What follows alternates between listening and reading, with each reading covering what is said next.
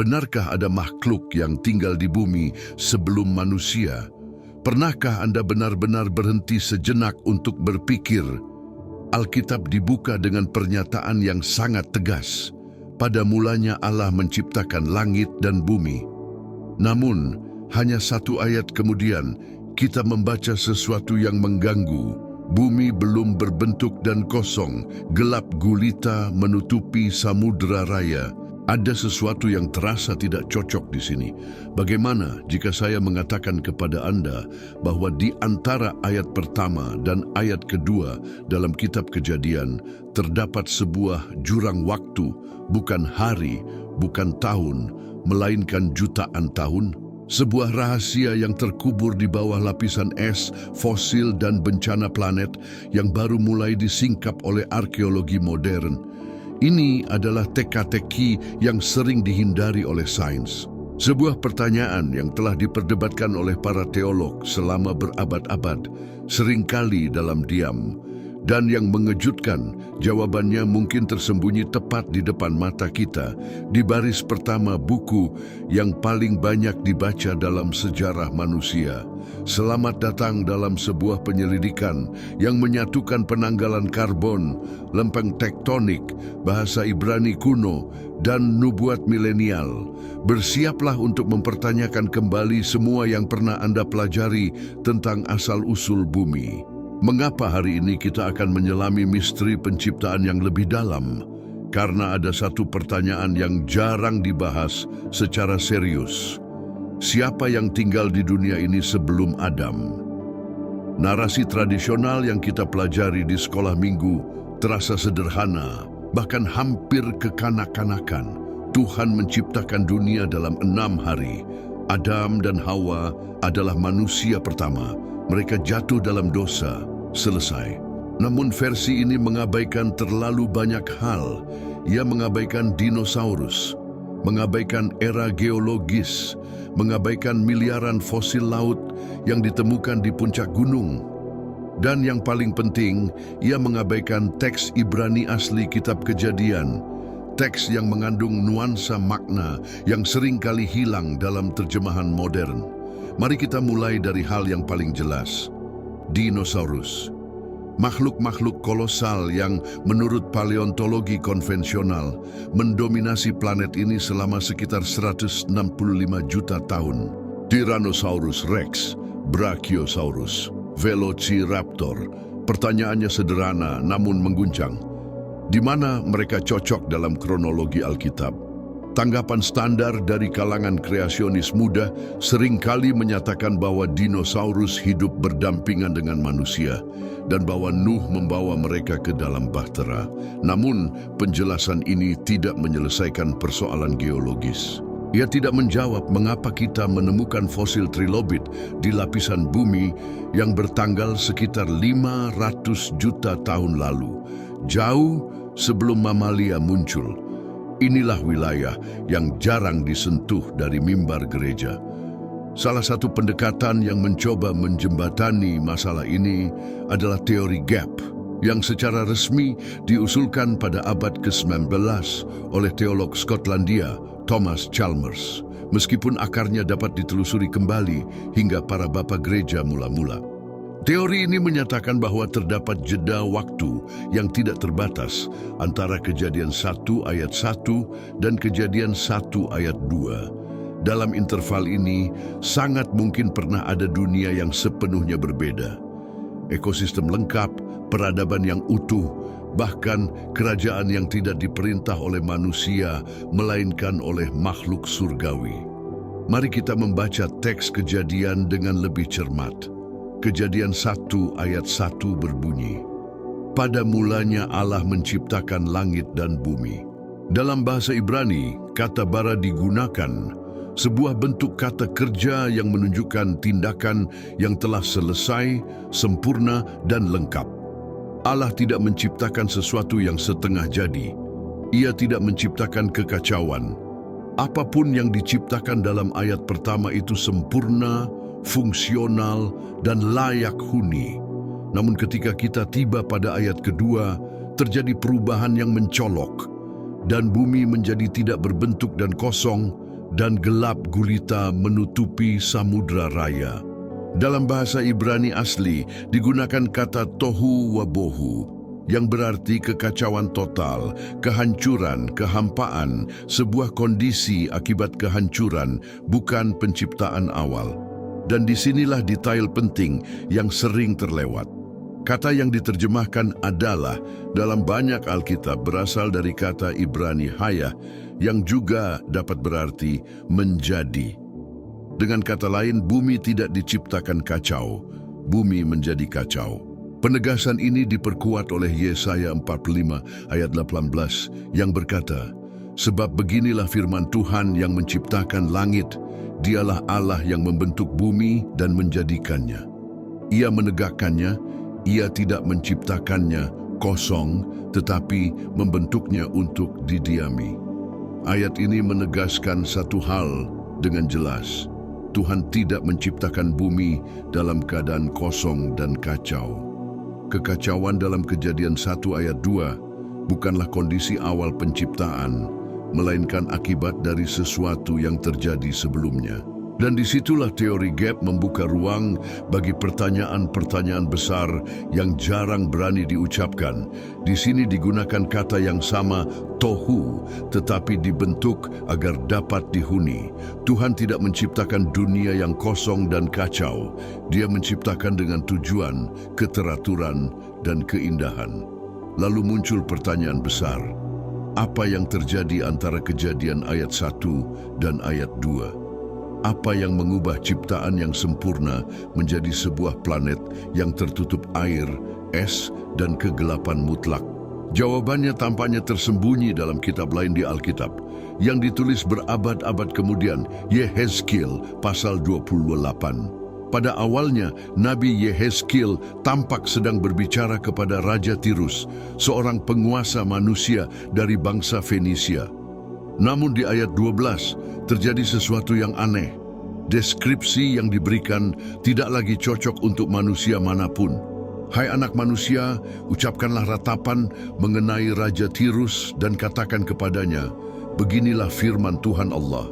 Engkau adalah meterai kesempurnaan, penuh hikmat dan maha indah. Engkau berada di Eden, taman Allah.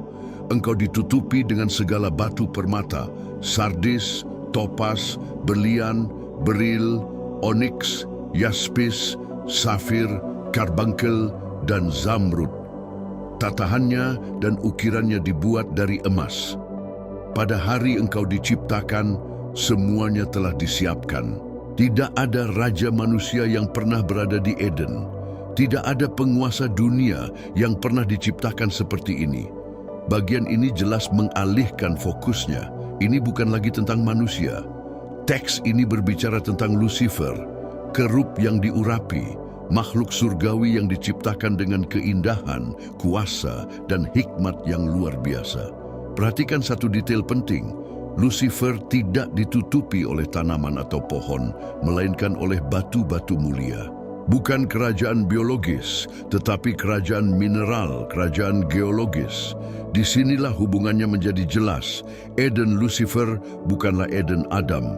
Itu adalah dunia sebelum Adam, sebuah ciptaan kuno, planet mineral, tempat para malaikat memiliki bentuk fisik dan memerintah makhluk-makhluk yang kini hanya kita kenal melalui fosil.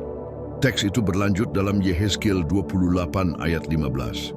"Engkau sempurna dalam jalan-jalanmu sejak hari engkau diciptakan sampai terdapat kecurangan di dalam dirimu." Lucifer tidak jatuh seketika. Ia memerintah terlebih dahulu. Ia berhasil. Dan yang terpenting, ia memerintah atas sesuatu. Alkitab memberi kita petunjuk penting dalam Ayub 38 ayat 4-7 ketika Tuhan bertanya kepada Ayub, "Di manakah engkau ketika aku meletakkan dasar bumi, ketika bintang-bintang fajar bernyanyi bersama-sama dan semua anak Allah bersorak-sorai?" Anak-anak Allah, para malaikat, hadir pada saat penciptaan awal. Mereka melihat, mereka merayakan, dan mereka tinggal di dalam ciptaan itu.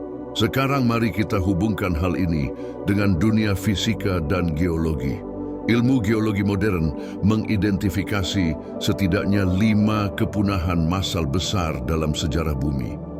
Yang paling terkenal adalah kepunahan dinosaurus sekitar 66 juta tahun lalu, yang kemungkinan disebabkan oleh asteroid raksasa yang menghantam semenanjung Yucatan di Meksiko. Dampak itu menciptakan kawah Chicxulub dengan diameter sekitar 180 km dan melepaskan energi setara dengan 10 miliar bom Hiroshima. Debu menutupi matahari selama bertahun-tahun, suhu global anjlok drastis, sebagian lautan membeku. Para ilmuwan menyebut periode ini sebagai impact winter, musim dingin akibat tumbukan kosmik, dan disinilah muncul hubungan yang mengejutkan. Kejadian 1 ayat 2 menggambarkan kondisi yang serupa, kegelapan di atas muka samudra raya, air menutupi seluruh permukaan, dingin, keheningan, dan kesunyian. Apa yang oleh para ahli geologi disebut sebagai kepunahan massal akibat bencana planet, Alkitab menyebutnya sebagai penghakiman ilahi. Kitab Yehezkiel 28 ayat 16-17 berkata, "Oleh karena banyaknya perdaganganmu, batinmu penuh dengan kekerasan dan engkau berdosa, maka aku mengusir engkau sebagai yang cemar dari gunung Allah dan aku membinasakan engkau, aku melemparkan engkau ke tanah."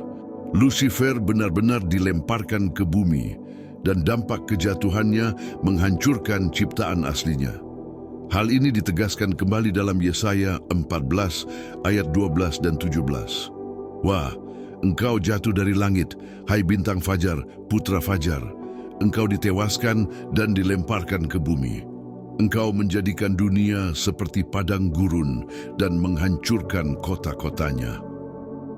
Lucifer tidak hanya jatuh secara rohani, kejatuhannya membawa kehancuran fisik, geologis, dan planetaris. Tanah yang berada di bawah kekuasaannya dimusnahkan. Namun kisah ini tidak berakhir di sana. Kita kembali ke bahasa Ibrani dalam Kejadian 1 ayat 2 yang ditutup dengan kalimat, "Dan roh Allah melayang-layang di atas permukaan air." Kata melayang-layang berasal dari kata Ibrani rachaf yang berarti menghover, seperti burung yang mengerami telurnya. Ini bukan gerakan acak, ini adalah gerakan penuh maksud, gerakan pembaruan. Tuhan tidak menciptakan dari ketiadaan pada saat itu. Ia menciptakan kembali, memulihkan, memperbarui. Hal ini ditegaskan dalam ayat 3, dan Allah berfirman, "Biarlah ada terang." Namun tunggu sebentar, matahari baru diciptakan pada ayat 14. Jadi, apakah terang pada ayat 3 itu? Itu bukan terang matahari. Itu adalah terang pembaruan, terang yang menyingkirkan kegelapan penghakiman, terang yang menandai dimulainya sebuah zaman baru. Dan inilah bagian paling kontroversial dari semuanya. Dalam Kejadian 1 ayat 28, ketika Tuhan menciptakan Adam dan Hawa, Ia berfirman, "Beranak cuculah dan bertambah banyaklah, penuhilah bumi." Kata Ibrani yang digunakan untuk memenuhi adalah male. Dalam banyak konteks Alkitab lainnya, ketika kata ini dipakai untuk sesuatu yang sebelumnya telah dihuni lalu dikosongkan, maknanya bukan sekadar mengisi, melainkan mengisi kembali. Perhatikan contoh dalam Yeremia 4 ayat 23 dan 26. Nabi Yeremia menerima sebuah penglihatan apokaliptik. "Aku melihat bumi sungguh kosong dan tidak berbentuk, tohu wabohu. Aku melihat langit, tidak ada terangnya. Aku melihat gunung-gunung, semuanya bergoncang. Aku melihat tidak ada manusia. Tanah yang subur telah menjadi padang belantara." Yeremia sedang menggambarkan sebuah negeri yang telah dihuni lalu dihancurkan. Implikasinya jelas. Adam dan Hawa bukanlah makhluk pertama yang pernah mendiami bumi. Mereka adalah manusia pertama yang diciptakan menurut gambar Allah yang hidup di bumi yang telah diperbarui. Sebelum mereka, ada sebuah dunia yang hilang, peradaban malaikat, kerajaan Lucifer, dan makhluk-makhluk yang kini kita kenal sebagai dinosaurus, trilobit, ammonit, serta ribuan spesies punah lainnya. Jejak mereka tertinggal dalam lapisan-lapisan stratigrafi bumi yang berasal dari masa yang sangat-sangat jauh sebelum 6.000 tahun terakhir. Sekarang saya tahu apa yang mungkin Anda pikirkan. Bukankah ini bertentangan dengan kreasionisme? Bukankah kita menolak jutaan tahun? Tidak juga. Kita sering mengira bahwa teks Ibrani Kejadian hanya menyajikan satu rangkaian peristiwa tanpa jeda. Padahal, jika dibaca dengan saksama, Alkitab membuka kemungkinan lain. Adanya penciptaan asli yang sempurna di Kejadian 1 ayat 1, diikuti oleh interval waktu yang tidak terbatas, lalu kehancuran besar, dan akhirnya rekreasi dalam 6 hari harfiah. Dalam pandangan ini, Kejadian 1 ayat 1 berbicara tentang penciptaan awal yang sempurna. Setelah itu, terdapat masa yang panjang di mana Lucifer memerintah dan kemudian jatuh, yang berujung pada suatu penghakiman bencana yang menghancurkan ciptaan tersebut. Kejadian 1 ayat 2 menggambarkan kondisi bumi setelah kehancuran itu. Kosong, gelap, dan tertutup jurang.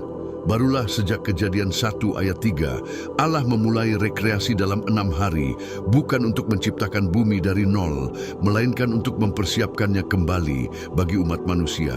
Dengan demikian, 6 hari penciptaan bukanlah usia bumi, melainkan durasi rekreasi. Menariknya, bukti geologis sangat cocok dengan kerangka ini. Apa yang disebut oleh ahli geologi sebagai diskordansi geologis, garis pemisah yang jelas dalam formasi batuan, di mana lapisan tua yang miring terpotong oleh lapisan baru yang horizontal, menunjukkan adanya peristiwa bencana besar yang bersifat temporal. Geologi sekuler menyebutnya peristiwa kepunahan massal. Alkitab menyebutnya penghakiman ilahi. Sekarang mari kita berbicara tentang zaman es. Sains konvensional mengajarkan bahwa telah terjadi beberapa zaman es selama jutaan tahun. Tetapi bagaimana jika zaman es utama justru terjadi di antara Kejadian 1 ayat 1 dan ayat 2? Bagaimana jika seluruh planet mengalami pembekuan global? Mamut Siberia yang ditemukan terawetkan sempurna di permafrost, bahkan masih dengan makanan di dalam mulutnya, menunjukkan pembekuan yang sangat cepat dan dahsyat. Ini bukan proses pendinginan bertahap selama ribuan tahun, melainkan sesuatu yang terjadi seketika, seolah-olah matahari dimatikan dan kegelapan mutlak menutupi wajah jurang. Dan inilah bagian yang luar biasa. Dalam Ayub 38 ayat 30, Tuhan bertanya kepada Ayub, "Air mengeras seperti batu dan permukaan samudera membeku." Tuhan sedang menggambarkan lautan yang membeku, dan konteksnya menunjuk pada ciptaan asli, bukan pada air bah Nuh. Air bah Nuh adalah air cair yang turun selama 40 hari. Tetapi peristiwa Kejadian 1 ayat 2 menggambarkan sesuatu yang berbeda. Pembekuan global, suatu musim dingin planet yang berlangsung. Mazmur 104 juga menjadi teks kunci. Ayat 5 ayat 6 berkata, "Engkau telah menegakkan bumi di atas dasar-dasarnya. Engkau menyelimutinya dengan samudera raya seperti pakaian." Semua ini membentuk gambaran yang konsisten. Sebuah dunia yang pernah diciptakan sempurna, dihancurkan oleh penghakiman ilahi, dibekukan dalam kegelapan, lalu dipulihkan kembali oleh tangan Allah dalam 6 hari yang terukur. Air pernah berada di atas pegunungan. Ini bukan air bah pada zaman Nuh, sebab Mazmur 104 ayat 9 berkata, "Engkau telah menetapkan batas bagi air sehingga tidak akan melampauinya dan tidak akan menutupi bumi lagi." Ayat ini menunjukkan bahwa Tuhan sedang berbicara tentang peristiwa yang lebih awal ketika air pernah menutupi seluruh permukaan bumi. Lalu Tuhan menetapkan batas-batas permanen agar hal itu tidak terulang. Peristiwa tersebut merujuk pada Kejadian 1 ayat 2, ketika bumi belum berbentuk dan kosong, dan air menutupi segalanya. Sekarang kita sampai pada pertanyaan yang sering mengganggu banyak orang. Jika dinosaurus hidup sebelum Adam, mengapa kitab Ayub pasal 40 dan 41 menyebutkan Behemoth dan Leviathan seolah-olah mereka hidup sezaman dengan manusia? Pertanyaan yang bagus. Jawabannya adalah beberapa dinosaurus selamat. Tidak semuanya, tetapi sebagian spesies, terutama yang semi-akuatik atau memiliki kemampuan bertahan ekstrem, melewati bencana besar tersebut. Sebagian dilestarikan atau diciptakan kembali oleh Tuhan sebagai saksi hidup dari dunia purba. Ayub 40 ayat 15 berkata tentang Behemoth. Ia adalah yang pertama dari pekerjaan-pekerjaan Allah. Kata kunci di sini adalah Reshit, yang tidak selalu berarti awal secara kronologis, melainkan prinsip, puncak, atau yang tertinggi. Dengan kata lain, Behemoth adalah makhluk terkuat dari ciptaan asli yang masih ada pada zaman Ayub. Deskripsi fisiknya sangat spesifik. Kekuatannya ada di pinggangnya. Ekornya bergerak seperti pohon aras. Tidak ada kuda Nil atau gajah yang memiliki ekor seperti pohon aras. Namun sauropoda seperti Diplodocus atau Brachiosaurus sangat cocok dengan gambaran ini. Deskripsi itu tepat dan konsisten. Lalu bagaimana dengan Leviathan dalam Ayub 41? Dikatakan bahwa dari mulutnya keluar obor, percikan api melompat darinya, dan asap keluar dari lubang hidungnya. Naga yang bernapas api bukan sekadar mitologi. Bahkan dalam dunia modern, beberapa hewan menghasilkan reaksi kimia eksplosif secara biologis. Maka, konsep makhluk besar dengan mekanisme pembakaran biologis mirip Tyrannosaurus Rex yang dimodifikasi bukan fiksi ilmiah, melainkan rekayasa ilahi yang mungkin saja pernah ada. Namun mari kita kembali ke titik pusat dari semuanya. Lucifer. Yehezkiel 28 ayat 13 dengan jelas mengatakan bahwa ia pernah berada di Eden, taman Allah. Ini menunjukkan bahwa kejatuhan Lucifer dan kehancuran dunia purba terjadi sebelum penciptaan manusia seperti yang kita kenal sekarang. Namun tunggu, Adam dan Hawa juga berada di Eden. Apakah itu berarti Eden yang sama? Tidak. Eden milik Lucifer adalah taman mineral, batu-batu mulia, emas, kemilau, dan kemegahan kosmik. Sementara Eden milik Adam adalah taman biologis, pohon-pohon kehidupan, sungai-sungai, hewan, dan tanah yang hidup. Tuhan tidak menciptakan ulang dari nol. Dia mendaur ulang geografi. Lokasinya mungkin sama, tetapi ekosistemnya sepenuhnya baru. Bumi yang pernah jatuh dipulihkan, lalu diberi bentuk kehidupan yang berbeda. Lalu muncul pertanyaan besar. Mengapa Tuhan tidak menghancurkan bumi dan memulai kembali di planet lain? Karena bumi memiliki makna penebusan. Tuhan tidak meninggalkan ciptaannya, Dia menebusnya. Roma 8 ayat 22 berkata, seluruh ciptaan mengerang dan sama-sama merasa sakit bersalin sampai sekarang. Penciptaan sedang menanti pemulihan, dan ketika Yesus datang kembali, Dia tidak akan membawa kita ke tempat lain. Wahyu 21 ayat 1 menyatakan, Aku melihat langit yang baru dan bumi yang baru. Tuhan akan memperbarui planet ini sama seperti Dia memperbaruinya setelah kejatuhan Lucifer. Sekarang kita masuk ke pertanyaan teologis yang lebih dalam. Mengapa Tuhan mengizinkan Lucifer memerintah bumi yang asli? Karena kehendak bebas itu nyata, bahkan bagi malaikat. Tuhan tidak menciptakan robot. Dia menciptakan makhluk yang mampu memilih, dan Lucifer memilih pemberontakan. Yesaya 14 ayat 13-14 menyingkapkan akar kejatuhannya. Engkau berkata dalam hatimu, Aku hendak naik ke langit, mengatasi bintang-bintang Allah. Aku hendak meninggikan takhtaku. Aku hendak menyamai yang maha tinggi. Inilah dosa utama itu, kesombongan dan pendewaan diri. Kebohongan yang sama kemudian dijual kepada Hawa. Kamu akan menjadi seperti Allah. Dan disinilah paralel yang mengerikan muncul. Umat manusia sedang mengulangi siklus yang sama.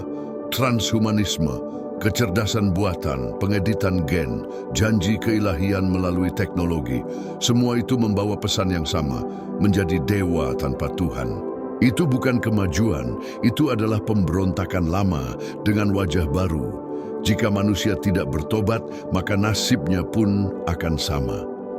2 Petrus 3 ayat 5-7 memperingatkan, mereka dengan sengaja mengabaikan hal ini, bahwa oleh firman Allah langit telah ada sejak dahulu, dan bumi berasal dari air, dan oleh air itu dunia yang dahulu telah binasa, karena air bah.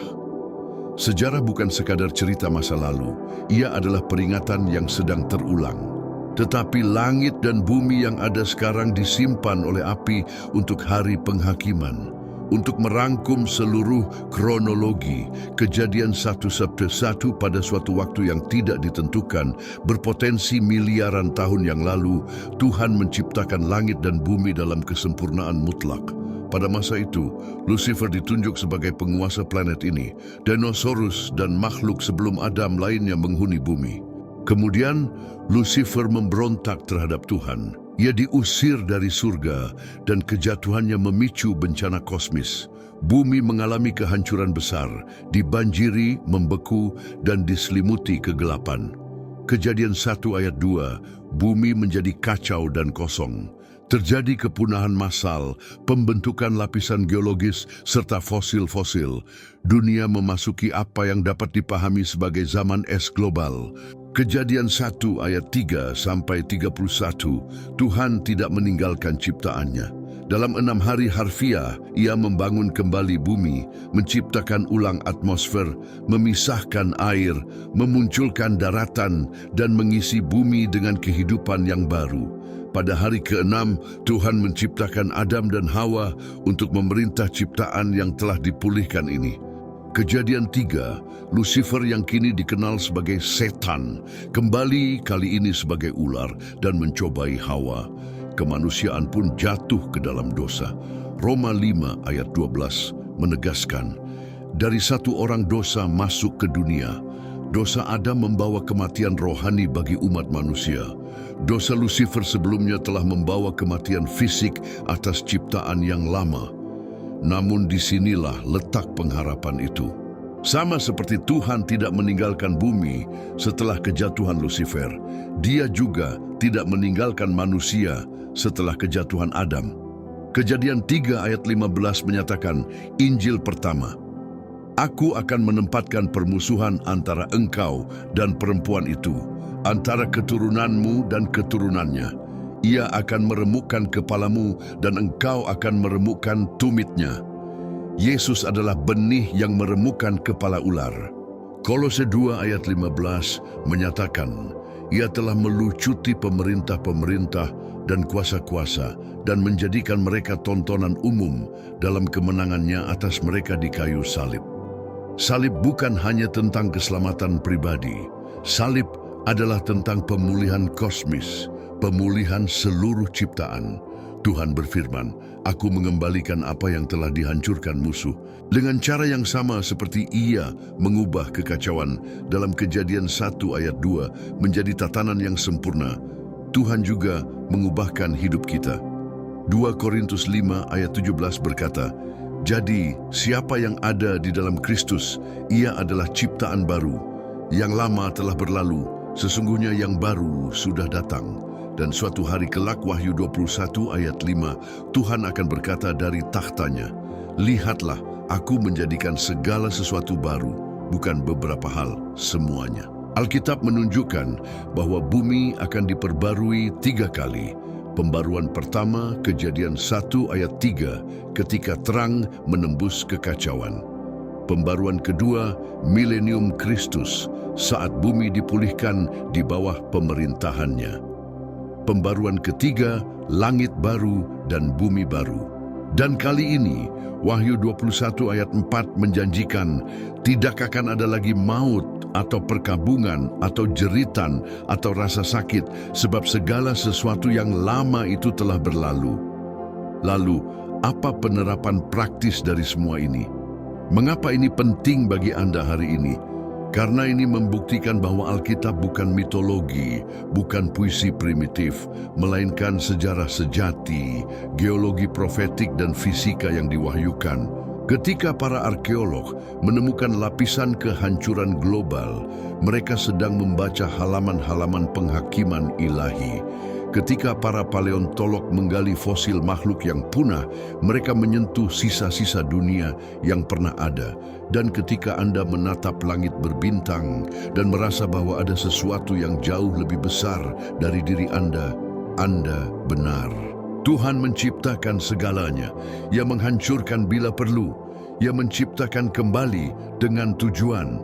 Dan suatu hari Ia akan melakukannya sekali lagi.